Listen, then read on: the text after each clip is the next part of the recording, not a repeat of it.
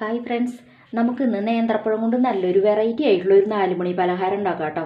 അതിനാവശ്യമായ സാധനങ്ങൾ 2 നേന്ത്രപ്പഴം, പിന്നെ കുറച്ച് ഉണക്കമുന്തിരി, ഒരു 2 ടീസ്പൂണ് തേങ്ങ ചിരകിയത്, പിന്നെ കുറച്ച് നെയ്യ് വേണം, പിന്നെ ബദാം ഒരു 5-6 പിന്നെ 5-6 അണ്ടിപ്പരിപ്പ്.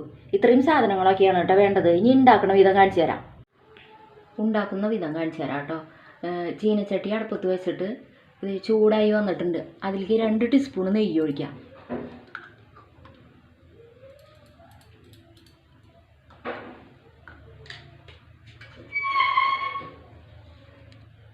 നെയ്യ് മൂത്ത് വരുമ്പോൾ ബദാം പരിപ്പും അണ്ടിപ്പരിപ്പും എല്ലാം ഇടാം കേട്ടോ.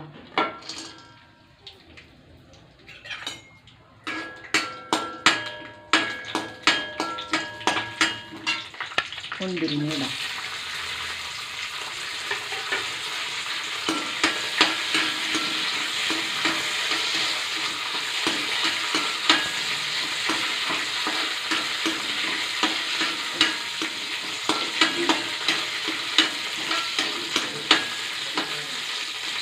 ഇത് ചുമന്ന് തുടങ്ങിയിട്ടുണ്ടെങ്കിൽ ഇതിൽ പഴം ഇടാം കേട്ടോ. നമുക്ക്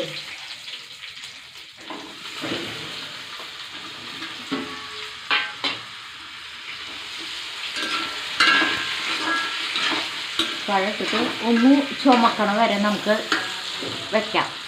ഇപ്പോൾ പഴം നന്നായി മൊരിഞ്ഞു വന്നിട്ടുണ്ട് കേട്ടോ. ഇനി അതിലേക്ക് നമുക്ക് ഈ ചിരകി വെച്ചാണ് തേങ്ങ ഇടാം.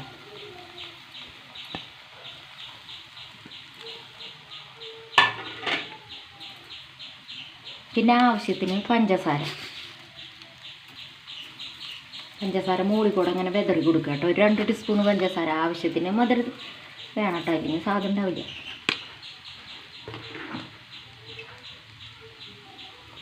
പിന്നെ നന്നായി ഇളക്കി ചേർക്കുക. ഇത് നേന്ത്രപ്പഴം ഇഷ്ടമില്ലാത്ത കുട്ടികൾക്കൊക്കെ ഇതേപോലെ ഉണ്ടാക്കി കൊടുത്താൽ മതി കേട്ടോ. കുട്ടികൾക്കൊക്കെ എല്ലാ കുട്ടികൾക്കും ഇഷ്ടവും, മുതിർന്നവർക്കായാലും നല്ല ഇഷ്ടവും. സൂപ്പർ ടേസ്റ്റാണ് കേട്ടോ ഇത്. അപ്പോൾ എല്ലാവരും വേഗം തന്നെ ഉണ്ടാക്കി നോക്കിക്കോളൂ.